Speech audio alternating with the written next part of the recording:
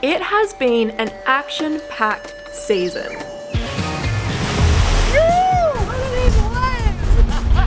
It has been a season of challenges. Our tiller is really not looking great. I'm using a gaff as a splint. I don't think I've ever been so stressed. A season of growth. You are at the mercy of something far bigger than yourself. A season of learning how to actually catch a fish. We've done it! A season of pushing ourselves well out of our comfort zone. Oh! Welcome to the Northern Territory, hey? What the? A season where we can actually see ourselves pulling off sailing around Australia while completing our degrees. Now this is the type of place to do a law degree. This season, we got ourselves our Cat Chili and Nakama, our 1980s 34-foot sailboat, to Darwin. I have never seen anything quite like that. He's sitting on an outboard. This is incredible. Yep, welcome to Darwin, where Bushman's innovation and ingenuity meet civilization in Australia's hot and humid northernmost city.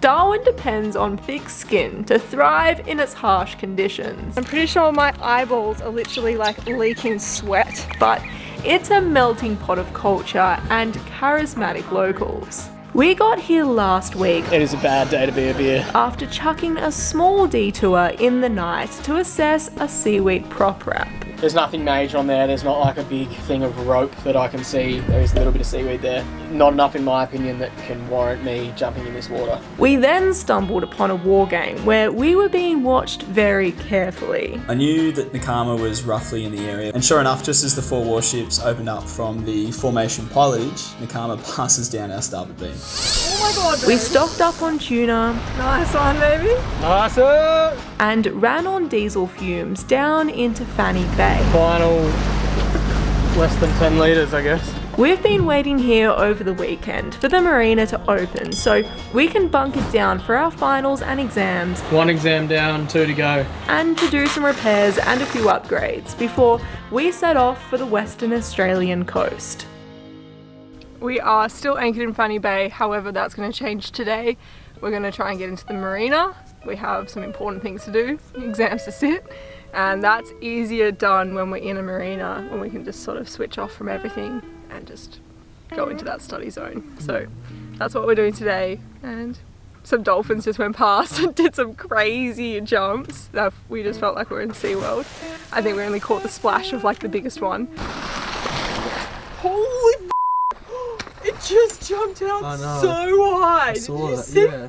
So this anchorage actually hasn't been so ideal the last couple of days. Although it is really glassy now, it's been blowing onshore. Yesterday was 20 knots onshore and we were pitching like crazy, and we dragged about 50 meters. While we were awake, we could see our track and we're like, oh, we just dragged. Our anchor doesn't like mud or pitching, and that's what we had yesterday. So Simon just wants me to clarify, it's not like we didn't have enough chain out. We were in 5 meters of water, and that was at high tide, I think. Got down to 2 meters of water at low, and we had 60 meters of chain out. Literally all we had in the locker we put out, and we still dragged. So anyway, keen to get in the marina, keen to have a shower, keen to wash the boat, and yeah, have some middle land normality for a little bit. But it's not your average marina. So this marina is different to any marina that we've been in. To get in, we have to go into a lock because the tides are so significant here, which is quite amazing. We've never been into a lock, so kind of nervous, don't really know what to do, but I think we're gonna get a little rundown on how it all works and how we tie up and everything. So yeah, we're gonna head over to the fuel wharf first and refuel before we go into the marina, as it's on the outside of the marina. So I gotta be a little bit honest, we're a little bit nervous that we're not going to have enough diesel to get to the fuel wharf. It'd be so classic if we ran out of diesel on our way to the fuel wharf. So it's shallow enough to anchor the whole way there, and like the contingency plan would be like drop anchor wherever we run out of fuel and I'll tender over and grab a cherry. But yeah, like let's hope we just get there and we don't have to do all that, because that'd be annoying and I got exams crammed for. These fenders haven't seen the light of day for a long time. The last time we were tied up in a marina was back in Cairns. We made it in. We spent 1 hour of the 19 we had getting down into Darwin, pumping them back up, ready for action once again.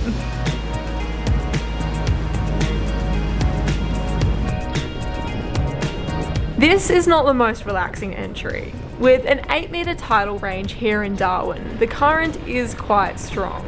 As we were running with it, it was boosting us along. But now, as we've turned our beam onto it, we are getting pushed down into these rocks. So I'm having to steer us higher to make sure we clear them.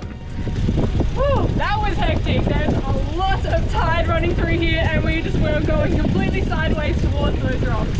Slack water would have made this approach a little easier.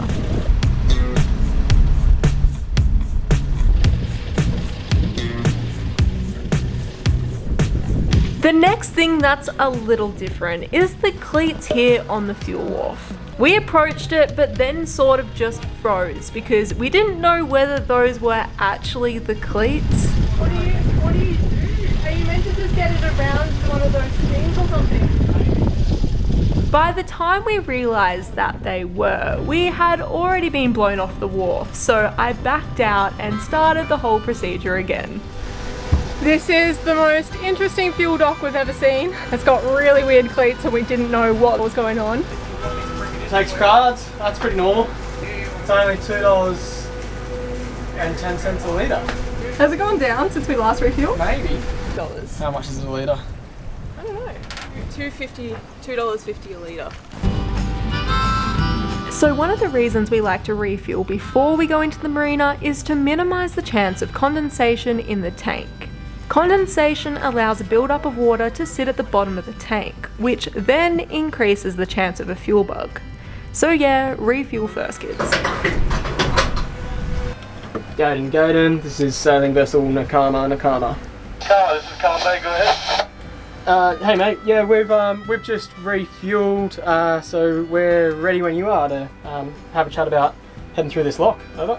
Alright, so the lockmaster will be down in 15 minutes. We're going to just shuffle Nakama forward so we're out of the way of these fuel bowsers and wait for him to come.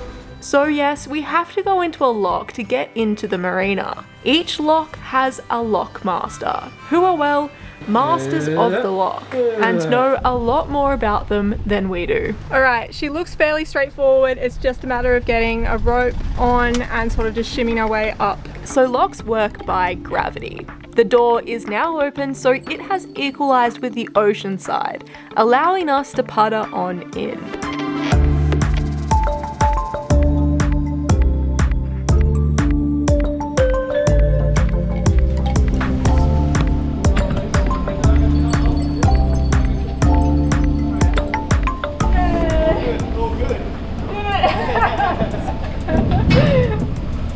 Thanks for your help.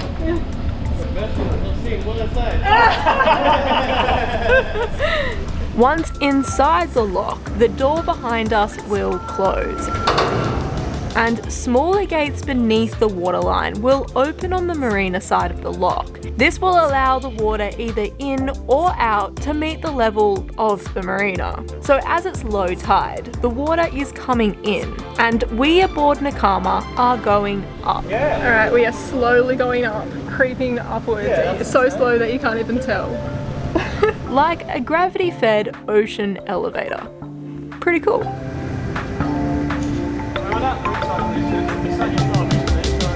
Well done. That's it.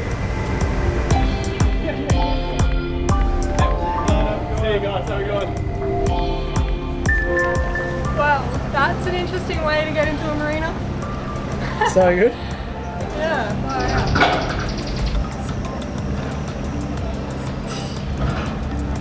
And we're in.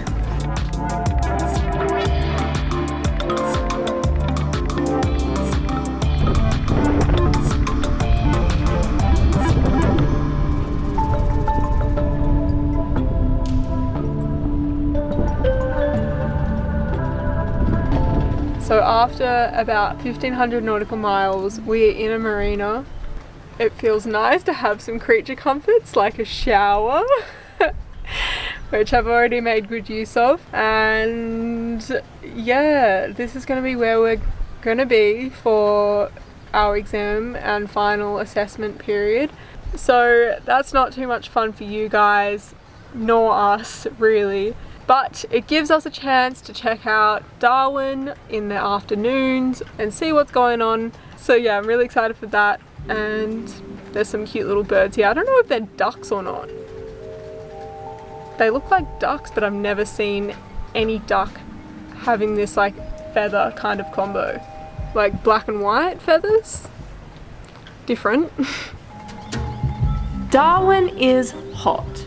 And with little sea breeze in the marina, our first duty was to get an aircon unit. It's the only way to survive, especially because we're already going a little bit crazy while studying. It's like a little Mexican wave of paper clips. 1 exam down, 2 to go. Look at how many notes I used today. I'll show you my exam notes. Pretty proud of myself for memorising this morning. Now I'm printing out some new things to memorise for tomorrow morning. G'day guys, welcome back. Here you go. Yeah, things are a little weird aboard Nakama. So that's why in the Argos, we try and get out of the house. Darwin has night markets that dish up a pretty good dish. Pretty cool. Which you enjoy while watching the sunset.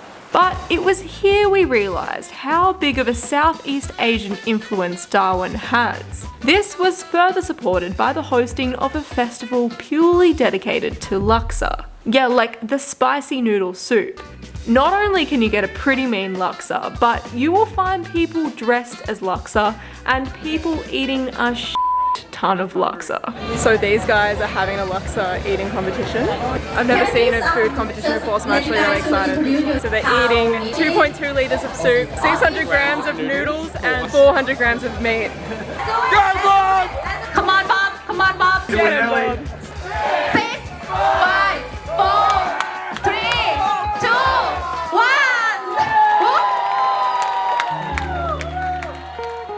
Further highlights of Darwin include an evening at the open-air cinema. Perfect. There's even a little champagne holder, so I've suggested we get some champagne. Oh, of course you had to twist my arm, but not hard at all.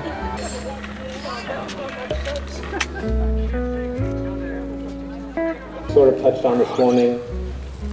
And put it up.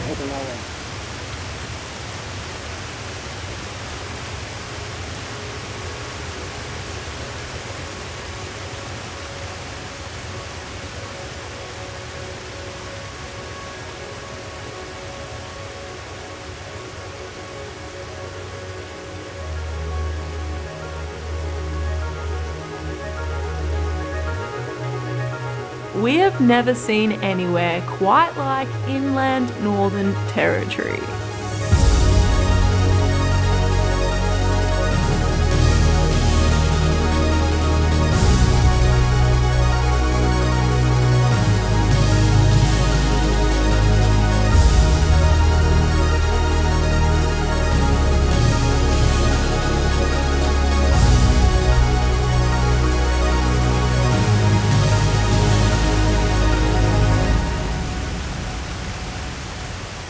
However, there is something else we want to show you first. Following exams, we zipped off somewhere a little bit different.